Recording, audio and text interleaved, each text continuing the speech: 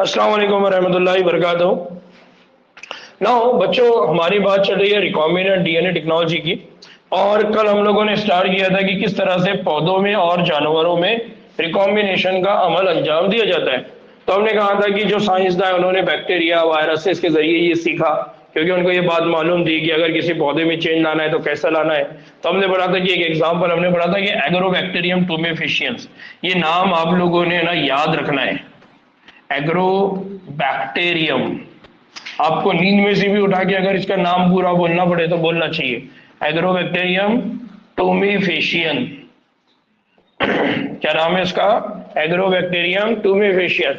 और ये जो एग्रोबैक्टीरियम टुमेफिशियंस है, ये किसके लिए पैथोजन का काम करता है? Dicot plant. किसके लिए करता है? डाइकोट प्लांट या डाइकोट पौधों के लिए ये पैथोजन का काम करता है। और ये जो एग्रोबैक्टीरियम टुमेफिशियन है, ये नेचुरली कौन सा वाला डीएनए पौधों में ट्रांसफर करता है? टीडीएनए। क्या करता है? टीडीएनए ये पौधों में क्या करता है? ट्रांसफर करता है। ठीक है। और जब ये एग्रोबैक्टीरियम टुमेफिशियन टीडीएनए ट्रांसफर करता है तो नतीजे में ये होता है कि जो भी पौधे हैं उनके बॉडी में क्या डेवलप हो जाता है? क्राउन गैल, खलियों का बंच, स्वेलिंग हो जाती है, गांठ बन जाती है, उसको बोला जाता है क्राउन गैल। क्या बोला जाता है? गैल, क्राउन गैल। यानी ऐसा क्राउन मतलब वो जो क्राउन किसको बोलते हैं? ताज। और ये जो ताज है ये गैल का है, यानी खलियों के बंचेस का। तो आजू बाजू पूरा जो उसका पोर्शन है वो स्वेल हो जाएगा, सूजन आ जाएगी। तो अक्सर आपने पौधों के अंदर है ना छोटे छोटे छोटे छोटे सूजे हुए हिस्से देखे हैं, जिसको आमतौर पर हम बोलते हैं गोमड़ा। गोमड़ा ही बोलते हैं ना, या कुछ और उर्दू में कुछ बोलते हैं? हाँ, रैंडम लैंग्वेज में बोलते हैं, है ना, गोमड़ा आ गया। हाँ, वो और एक बोलते हैं, क्या बोले, हाफिज जी ने सही बोले, क्या बोलते हैं? सर पे भैया कोई तो एकदम, हाँ बैंड का बोलते, बैंड। ठीक है, बात समझ में आई मैं क्या बोलना चाह रहा हूं? तो वो जो पौधे होते हैं उनके ऊपर इस तरह से छोटे छोटे देखने को मिलते हैं। ठीक है। अब आप चाहे तो उसको बैंड बोले, आप चाहे तो उसको गोमड़ा बोले, आप चाहे तो उसको ट्यूमर बोले। ठीक ना। अब इधर ध्यान दो, क्या होता है कि आम पौधे जो होते हैं उनके जो खलिये होते हैं उन खलियों को ट्यूमर में तब्दील कर देता है। ये एग्रोबैक्टीरियम क्या कर देता है? जो पौधे के खलिये होते हैं उसको किसमें कर देता है? ट्यूमर में। ट्यूमर मतलब गांठ। किसमें तब्दील कर देता है? गांठ। और ये ट्यूमर क्या करते हैं? खलिये को पैथोजन के लिए जरूरी केमिकल्स पैदा करते हैं। बात समझ में आई क्या? कि ये एक पौधा है और इस पौधे के अंदर यहां पर कोई बैक्टीरिया आया। ठीक है, ये बैक्टीरिया यहां आया और इस बैक्टीरिया ने क्या करा? इस पौधे को इन्फेक्ट कर दिया। इन्फेक्ट करने की वजह से क्या हुआ? इस पौधे के जो खलिये वो इस तरह से बढ़ गए। असल में इसने जो बीमारी इसको किया, ये बीमारी क्यों किया? ये बीमारी नहीं है, बल्कि ये जो खलिये है ये खलियों का वो इस्तेमाल कर रहा है। किस लिए इस्तेमाल कर रहा है? ताकि वो क्या हासिल कर सके? ग़िज़ा। यानी वो वहां आके रहेगा और पौधे जो भी ग़िज़ा इन खलियों में जमा करेंगे उसको वो क्या कर लेगा? इस्तेमाल करेगा। तो असल में वो बीमारी जो हुई जिसकी वजह से उसके अंदर ट्यूमर बना, वो ट्यूमर इसके लिए उसका क्या बन गया? घर, बैक्टीरिया का घर। और बैक्टीरिया वहां बैठ के क्या करेगा? जो भी पौधा ग़िज़ा जमा करेगा वो ये बैक्टीरिया क्या कर लेगा? उसको खा लेगा। इस तरह से उसकी जिंदगी क्या हो रही है? चल रही है। हाँ, अभी आ रहे हैं नो। बिल्कुल इसी तरह से हैवानी खलियों के अंदर भी क्या होता है? जो रेट्रोवायरस है वो आम खलियों के अंदर जाके क्या कर देता है? कैंसर। तो रेट्रोवायरस जब किसी जानदार को के खलिये को इन्फेक्ट करेगा तो अब उसके उस खलिये के अंदर इस वायरस का डीएनए का रेप्लिकेशन होगा। तो असल में ये उस जानदार के खलिये को अपने रेप्लिकेशन के लिए इस्तेमाल कर रहा है। बैक्टीरिया नहीं, वायरस के। रेट्रोवायरस जब किसी जानदार को इन्फेक्ट कर रहा है तो उस जानदार के खलिये में रेट्रोवायरस अपने नंबर क्या कर रहा है? बढ़ा रहा है। वैसे ही एग्रोबैक्टीरियम उस पौधे के अंदर भी क्या कर रहा है? अपने नंबर बढ़ा भी रहा है, साथ ही साथ उस पौधे के अंदर जितनी ग़िज़ा बनी थी वो खुद भी क्या कर रहा है? इस्तेमाल कर रहा है। बात समझ में आई यहां तक ना? अब एक चीज, पैथोजन के जरिए क्या होता है, जो यूकैरियोट मेजबान है उसमें जीन को मुंतकिल करने के तरीके को बेहतर तौर पर समझने के लिए इंसानों ने पसंदीदा जीन काबिल इस्तेमाल वेक्टर में क्या किया, दाखिल किया। और उसको दाखिल करने के लिए उन्होंने क्या किया, स्किल, महारत हासिल की। यानी जिस तरह से ये वायरस, रेट्रोवायरस किसी एनिमल के अंदर जीन ट्रांसफर कर सकता है, एग्रोबैक्टीरियम किसी पौधे में कर सकता है, तो साइंसदानों ने पहले उसकी स्टडी की है और स्टडी करने के बाद फिर उन्होंने क्या किए कि हमारा जो डिजायर्ड जीन है वो डिजायर्ड जीन किसी एनिमल में या किसी जानवर में, प्लांट में या एनिमल होस्ट में ट्रांसफर करने की स्किल, यानी उन्होंने टेक्निक्स डेवलप की, मेथड डेवलप की। जैसा हमने अभी पढ़ा क्या, कि पहले आपका जो डिजायर्ड जीन रहेगा आप लेंगे, रेस्ट्रिक्शन इंडोन्यूक्लियस के थ्रू कट करेंगे, उसका फ्रैगमेंट करेंगे, इलेक्ट्रोफोरेसिस टेक्निक के जरिए उन सारे फ्रैगमेंट को सेपरेट करेंगे और जो आपका डिजायर्ड है उसको जेल से इल्यूट आउट करेंगे, याद आ रहा है, इल्यूशन, और फिर उसको आप वेक्टर में डालेंगे। अब वो वेक्टर लेकर जाएगा होस्ट में। तो इस तरह से साइंसदानों ने उनसे ये चीज सीखे। नाउ एग्रोबैक्टीरियम क्या करता है, एग्रोबैक्टीरियम किस तरह से अपना डीएनए उस पौधे में ट्रांसफर करता है? तो एग्रोबैक्टीरियम जो होता है वो, उसके पास होता है एक प्लाज्मिड जिसका नाम रखा हुआ है टीआई प्लाज्मिड। जो एग्रोबैक्टीरियम है उसके पास जो प्लाज्मिड है उसका नाम क्या है, टीआई। टीआई का मतलब क्या होता है, टीआई का मतलब होता है ट्यूमर इंड्यूसिंग, ट्यूमर इंड्यूसिंग मतलब जो क्या करता है, ट्यूमर को इंड्यूस करना। मतलब यहां पर इंड्यूस का जो मीनिंग होता है वो होता है पैदा करना, या हम बोलेंगे ट्यूमर बनाना। यानी क्या होगा कि जब एग्रोबैक्टीरियम किसी पौधे को इन्फेक्ट करेगा और अपना टीआई प्लाज्मिड उस पौधे के डीएनए में डालेगा, तो वो टीआई डीएनए जब उसके बॉडी में जाएगा तो वो टीआई डीएनए के पास ये सारी इंफॉर्मेशन रहेगी कि वो कैसा उस पौधे के खलिए को तब्दील कर दे, किसमें, क्राउन गैल, ट्यूमर बनाने में। वो समझ में आ रही है? इसलिए उस प्लाज्मिड का नाम क्या रख दिया गया, टीआई, ट्यूमर इंड्यूसिंग प्लाज्मिड, यानी जो क्या करने वाला है, ट्यूमर पैदा करने वाला है। बात समझ में आता? नाउ अब क्लोनिंग वेक्टर के तौर पर वो तब्दील कर दिया गया है। नाउ इसी टीआई प्लाज्मिड को जो एग्रोबैक्टीरियम ट्यूमेफेशियन से, एग्रोबैक्टीरियम ट्यूमेफेशियन नेचुरली किसी पौधे में उसको डालता था, उसकी वजह से उस नेचुरल पौधे के अंदर कौन सी बीमारी आती थी, क्राउन गैल। साइंसदानों को समझ में आया कि अगर नेचुरली टीआई डीएनए वहां जाता है, इसका मतलब टीआई डीएनए के अंदर ये खास बात है कि वो जब भी पौधे के अंदर जाएगा तो अपना खुद का रेप्लिकेशन करेगा। हमको तो ऐसी चीज चाहिए, तो उन्होंने क्या कर दिया, उसका इस्तेमाल करना शुरू कर दिया एज अ क्लोनिंग वेक्टर। यानी अब हम क्या करेंगे, टीआई डीएनए ले, टीआई प्लाज्मिड लेंगे, उस टीआई प्लाज्मिड में हमारा डिजायर्ड डीएनए डालेंगे, तो टीआई प्लाज्मिड अब क्या बन गया, वेक्टर, जो किसको लेकर जाने वाला है, हमारे डिजायर्ड डीएनए को। कहां लेके जाने वाला है, पौधे में। बात समझ में आई? तो हमने क्या करे, एग्रोबैक्टीरियम के उस प्लाज्मिड को निकाले, अब हम उसको यूज कर रहे हैं एज अ वेक्टर। क्यों? क्योंकि उसके पास तीनों भी सलाहियत है, रेप्लिकेट करेगा, उसके बाद सेलेक्टेबल मार्कर होगा और वो हाई कॉपी नंबर, वो बहुत, हाँ, उसकी बहुत सारी कॉपी बनेगी, ये सारी सलाहियत उसके पास है।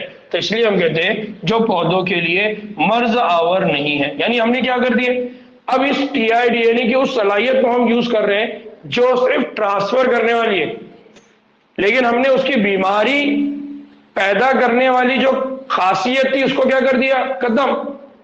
नतीजे में यह होगा कि वो डीएनए तो हमारा डिजायर ले जाएगा लेकिन अब कोई बीमारी पैदा नहीं करेगा ना, बल्कि इसका इस्तेमाल हमारे लिए मुफीद जीन को मुतादिद पौधों में मुंतकिल करने के लिए किया जाता है। क्यों? क्योंकि हमने उस टीआई प्लाज्मिड में से वो वाला पोर्शन निकाल दिया जिसकी वजह से बीमारी होती थी ना। अब इसको समझ लो यार, ये जो प्लाज्मिड टीआई प्लाज्मिड है, उसके बाद देखिए यहां पर कौन है, ओरिजिन ऑफ रेप्लिकेशन, उसके पास है ओपाइन कैटाबॉलिज्म। अब ये ओपाइन कैटाबॉलिज्म क्या है इसको हम आगे देखेंगे। इसी तरह से ओपाइन, उसी तरह से साइटोकाइन, इसी तरह से auxin. Cytokinin, auxin, this are the hormones. हाँ, वो जो सेल है ना, वो सेल के डेवलपमेंट के लिए क्या चाहिए? हार्मोन। इसका मतलब ये इतना चालाक है कि इसने अपने पास ही ऑक्सीजन और साइटोकाइनिन बनाने वाले जीन रखे हैं। इसलिए जब वो उस खलिए में जाता है तो ये अपनी तरफ से क्या करता है? उनको ऑक्सीजन और साइटोकाइनिन देता है, नतीजे में उनकी ग्रोथ बढ़ जाती है। इस तरह से वो क्या बन जाते हैं? ट्यूमर। बात समझ में आ रही है? तो इस तरह से उसके पास ये खास बात है टीआर प्लाज्मिड। अब इसके पास एक खास बात है, वो है विरुलेंस जीन। विरुलेंस जीन का मतलब क्या है? Pathogenic gene. पैथोजेनिक जीन का मतलब है कि ये क्या करने वाला है? उसके अंदर डिजीज, बीमारी पैदा करने वाला है। अब अगर हमने इस बीमारी पैदा करने वाले जीन को यहां से कट कर दिया और इसकी जगह हमने किसको ऐड कर दिया? Desired DNA. तो अब बगैर बीमारी के वो क्या लेके जा रहा है? हमारा डीएनए। और हमारा डीएनए जब जाएगा तो वहां पर अगेन ये दोबारा उसके अंदर क्या करेगा? रेप्लिकेशन। लेकिन दिस टाइम जब वो रेप्लिकेशन करवाएगा तो अब उसको बीमार करने के बजाय उसके अंदर वो एक नई सलाहियत डेवलप करेगा जो हमारी डिजायर्ड रहेगी। ठीक है। नाउ बिल्कुल इसी तरह से रेट्रोवायरस को भी गैर मुजीर बनाकर हैवानी खलियों में मतलूबा जीन को मुंतकिल करने के लिए किया जाता है। यानी अब जिस तरह से पौधों में हमने क्या करे? टीआर प्लाज्मिड को चेंज कर दिए, उसी तरह से रेट्रोवायरस के अंदर से भी वो डीएनए सीक्वेंस जिसकी वजह से क्या था? विरुलेंस, पैथोजेनिसिटी थी, बीमारी पैदा करने की सलाहियत थी, वो डीएनए को हमने क्या कर दिए? निकाल दिए। और उसी रेट्रोवायरस में हमारा डिजायर्ड डीएनए ऐड करेंगे और उस रेट्रोवायरस को उस हैवानी खलिए के अंदर, क्योंकि हम क्या करते हैं, हमने ना इससे पहले बड़ा ह्यूमन जीनोम प्रोजेक्ट, तो इस तरह से हमने प्रोजेक्ट्स बनाए और उसके जरिए हमको ये मालूम हुआ कि कौन से वाली सीक्वेंस है जिसके जरिए वो बीमारी होती है। समझे ना? इसी तरह से जब किसी जीन या डीएनए के टुकड़े को मुनासिब वेक्टर से मुंसलिक कर दिया जाता है तो फिर इसे बैक्टीरिया, पौधे या हैवानी मेजबान खलिए में क्या किया जाता है? मुंतकिल किया जाता है, जहां पर उसकी अफजाइश होगी, उसकी वजह से तादाद में कसरत से इजाफा होता रहेगा। तो इस तरह से ये टेक्निक का इस्तेमाल करके हम क्या करते हैं? रिकॉम्बिनेंट डीएनए टेक्नोलॉजी अंजाम देते हैं। यानी हम क्या करते हैं? जो भी मेजबान खलिया है, चाहे वो एनिमल हो, चाहे वो कोई पौधा हो, चाहे वो कोई बैक्टीरिया हो, उसके अंदर हम क्या लेकर आ सकते हैं?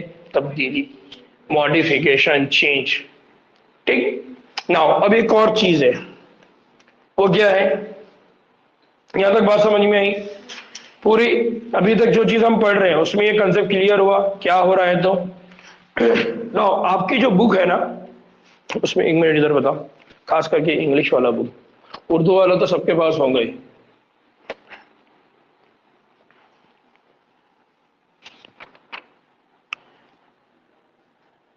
कल भी मैंने एक बात बोला था देखिए यहां पर है ना, इतना सेपरेशन करके बताना हुआ नहीं, इसलिए आपने क्या करना है, इस तरह से जो इंग्लिश मीडियम वाले, जो इंग्लिश की बुक लेके पढ़ रहे हैं बच्चे, वो और जो उर्दू वाले, यहाँ देखिए उन्होंने origin of replication, selectable marker, cloning side, और क्लोनिंग साइड में देखिए यहाँ रिकॉग्निशन साइड, एंटीबायोटिक रेजिस्टेंस, ये बड़े बड़े मोटे मोटे पॉइंट्स उन्होंने हाईलाइट किए।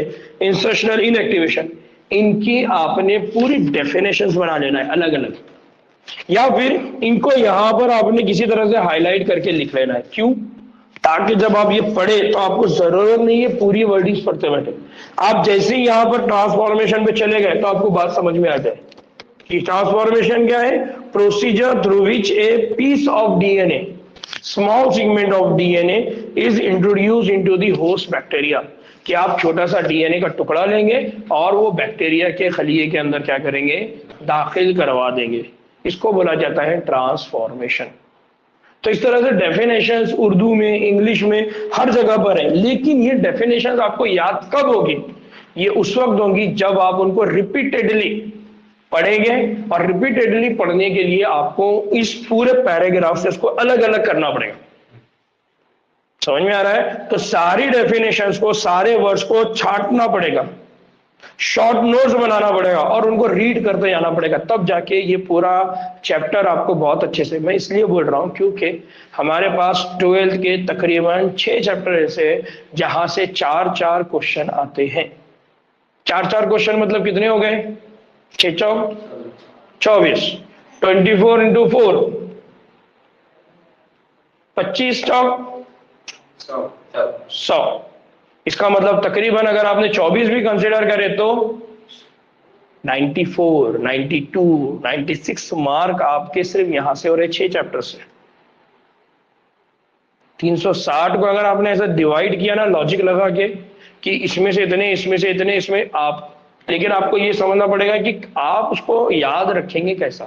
तो उसके लिए आपको क्या करना पड़ेगा, आपके एनसीईआरटी में जहां जहां जो जो वर्डिंग्स दी है, अगर फॉर एग्जांपल देखो मैं बार बार बोल रहा हूँ कि जरूरी नहीं है अगर आपको उर्दू में समझ में आ रहा है और लग रहा है कि कई प्रॉब्लम हो रही है और लगता है कि नहीं यार इसमें इंग्लिश में एक बार चेक करना चाहिए, तो बिल्कुल इंग्लिश वाले, अगर आपको लग रहा है कि नहीं इसी चैप्टर के, तो जाके इंग्लिश वाले किसी बंदे से वो बुक लो, उसके बुक में से वो चैप्टर का जेरॉक्स करके लाओ, उसको देखते बैठते कंपैरेटिवली खास करके प्रिंट करके लाओ ताकि आपको कंपैरिजन में स्टडी करते हैं।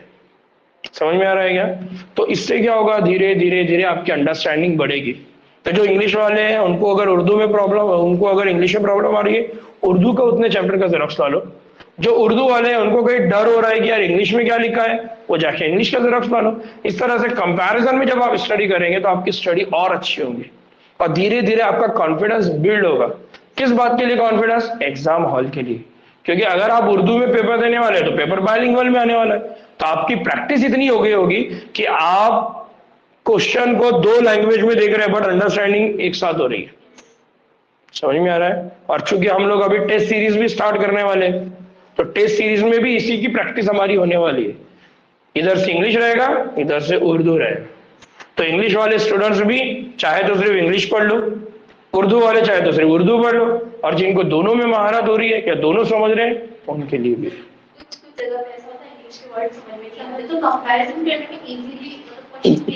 असल में इसीलिए हमारे लिए फायदा है। 2 चीजें उसमें, 2 चीजें क्या है, अगर हम ऐसा करते हैं इसका, तो इसका फायदा ये है कि खुद ब खुद हमारी जो अंडरस्टैंडिंग की लेवल है वो बढ़ते चले जाते हैं। अभी आप देखो कि जो सबसे ज्यादा प्रेफर किया जा रहा है वो हिंदी लैंग्वेज को। क्यों? क्योंकि हिंदी समझने में आसान है कंपेयर टू इंग्लिश, जो हिंदी मीडियम के स्टूडेंट्स हैं, लेकिन उनका फ्लो ज्यादा है। इसलिए आप देखिए मार्केट में हिंदी के बुक्स भी अवेलेबल है, लेकिन हमारा उर्दू का इतना पूरे all over the India Hindi का बेल्ट जो है वो सिर्फ आपको इधर मिलेगा नॉर्थ साइड में। साउथ की तरफ किसी को हिंदी नहीं आती है, बट हिंदी की इतनी बुक्स बन रही है।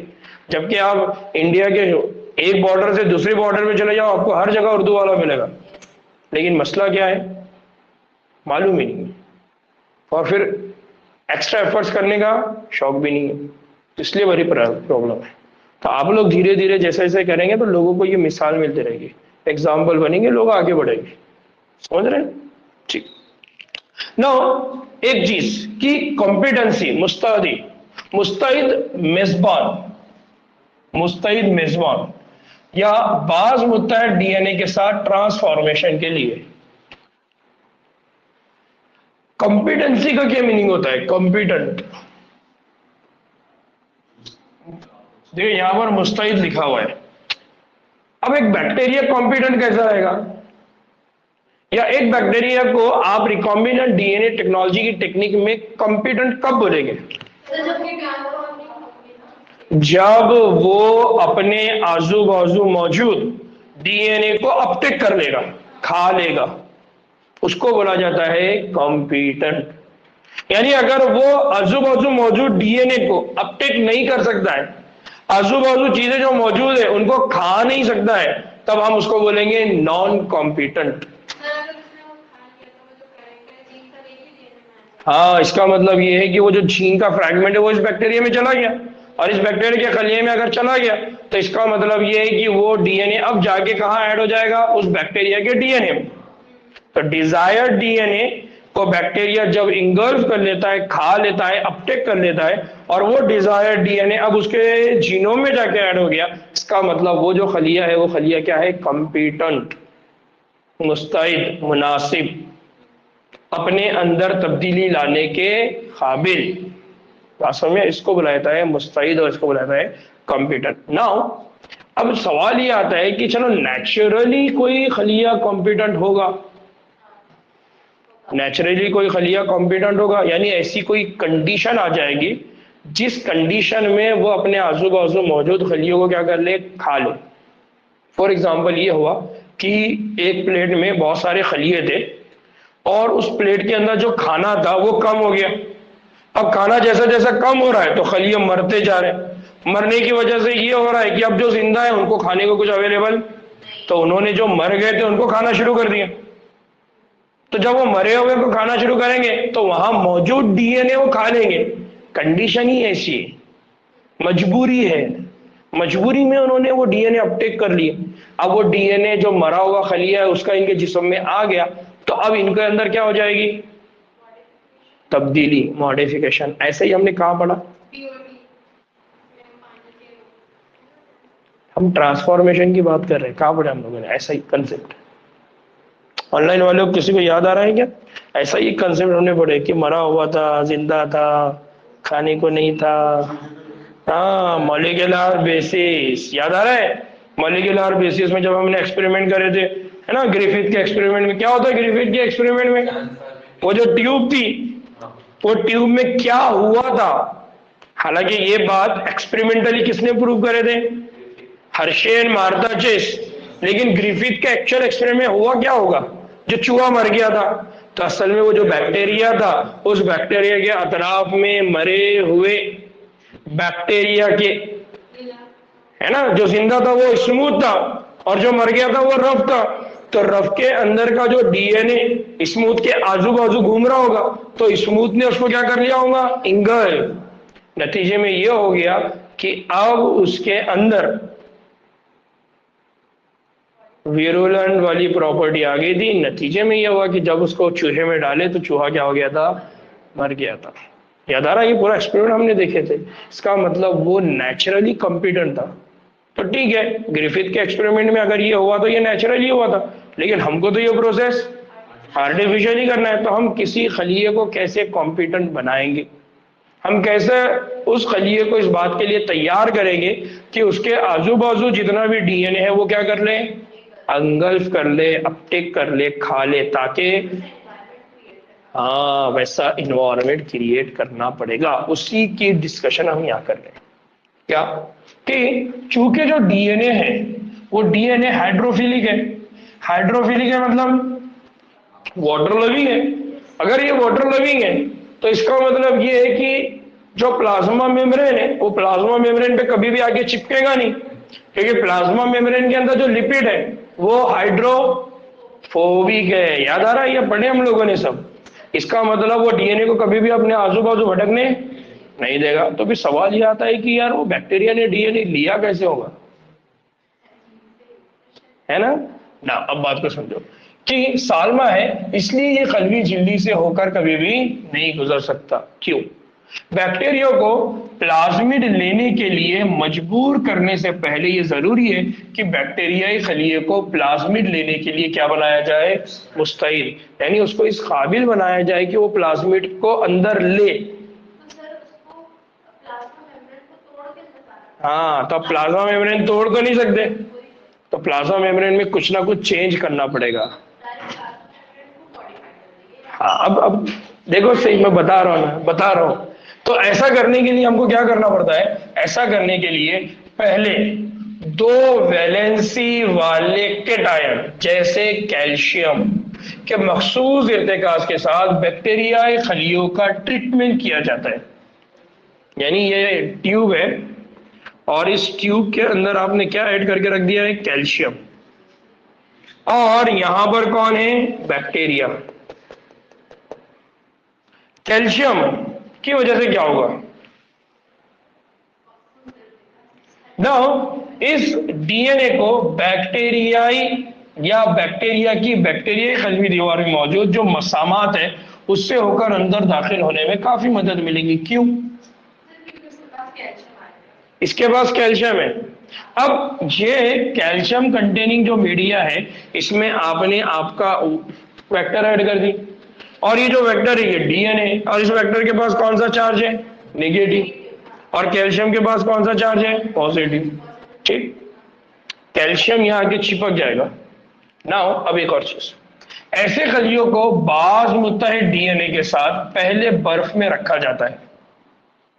उसके बाद बाज़ मुत्तहद डीएनए को इन आमदा खलियों में दाखिल कराया जाता है, यानी कॉम्पिटेंट खलियों में दाखिल कराते हैं। कैसा? जब आप उसको कैल्शियम पे रखते हैं तो कैल्शियम ऐड करने के बाद उसको आप बहुत ही लो टेम्परेचर यानी सर्द कंडीशन में रखते हैं। सर्द कंडीशन में रखने की वजह से अब क्या हो गया कि कैल्शियम डीएनए के पास आके चिपक गया। चिपकने की वजह से क्या हो गया कि ये इसके साथ रेडी है, यानी कैल्शियम तो प्लाज्मा मेम्ब्रेन को क्रॉस करके अंदर जाने की सलाहियत रख सकता है। क्यों? क्योंकि हमने ये पढ़ा हुआ था प्लाज्मा मेम्ब्रेन में कि प्लाज्मा मेम्ब्रेन से अगर किसी को पास होना है और स्पेशली किसी चार्ज मॉलिक्यूल को, तो उसके लिए स्पेशल चैनल रहता, चैनल प्रोटीन रहता। इसका मतलब उसके पास स्पेशल चैनल है जिसके जरिए कौन जानेगा। लेकिन अगर कैल्शियम के साथ हमने हमारे डीएनए को चिपका दिए तो कैल्शियम को लेकर कैल्शियम उसको लेकर खलिए में चला जाएगा, लेकिन कैल्शियम वेक्टर का रोल नहीं प्ले कर रहा है। कैल्शियम की मदद से हम इस वेक्टर को अंदर ऐड करने वाले हैं। तो कैल्शियम की मदद से कैसे वेक्टर को अंदर ऐड करेंगे? तो कैल्शियम के ऊपर जाके ये वेक्टर चिपक जाएगा। फिर क्या होगा? जैसे ही आपने उसको बहुत लो टेम्परेचर पे लेके सर्द हालत में, तो अब जो बैक्टीरिया का खलिया है उसके ऊपर जो कैल्शियम चैनल है वो सर्दी की वजह से सब बंद हो जाएगा। ठीक है? आप सडनली क्या करेंगे, उसके बाद कुछ वक्त के लिए उसको 42 डिग्री सेल्सियस पे हीट शॉक देंगे। हीट शॉक देने की वजह से क्या होगा? हीट शॉक देने की वजह से इस बैक्टीरिया के ऊपर यहां पर जो चैनल थे वो चैनल थोड़ी देर के लिए खुलेंगे और खुलने की वजह से आजू बाजू कैल्शियम के साथ जो बाउंडेड डीएनए था वो फटाक से अंदर आ गया। जैसे ही वो अंदर आएगा आप वापस से उसको कहां पर लेके चले जाएंगे? दोबारा बर्फ पे। तो वो चैनल क्या हो गया? बंद होने की वजह से क्या हो गया? कैल्शियम अंदर गया, साथ ही साथ कौन चला गया? डीएनए। अब वो बाहर नहीं आ सकता, अब अंदर डीएनए चला गया। नाउ ऐसा करने से जो बैरूनी डीएनए है वो बाज़ मुत्तहिद बैक्टीरिया में क्या हो जाएगा? दाखिल हो जाएगा। तो आपने क्या करे, इस कॉम्पिटेंसी के लिए जो तरीका इस्तेमाल करे उस तरीके को कहा जाता है हीट शॉक ट्रीटमेंट। क्या किया जाता है इसको? Heat shock treatment. इस हीट शॉक ट्रीटमेंट में आप किसका इस्तेमाल करते हैं? Calcium ion. कैल्शियम आयन की मदद से आप क्या करते हैं? अपने डिजायर्ड डीएनए को वेक्टर के साथ बैक्टीरिया के अंदर भेज देते हैं। बात समझ में? यहाँ पर किसी को यहाँ डाउट है? अब इसके आगे कुछ और बातें हैं जो और डिटेल तलब है, हम उसको कल बात करेंगे। ठीक, पिक्चर अभी बाकी है। चलिए, अस्सलाम वालेकुम रहमतुल्लाहि बरकातहू। तो इसको घर बैठ के एक बार और अच्छे से स्टडी करिए। इसमें और जो चीजें इंशाल्लाह मैं उसको कल समझाता हूँ। अस्सलाम वालेकुम रहमतुल्लाहि बरकातहू।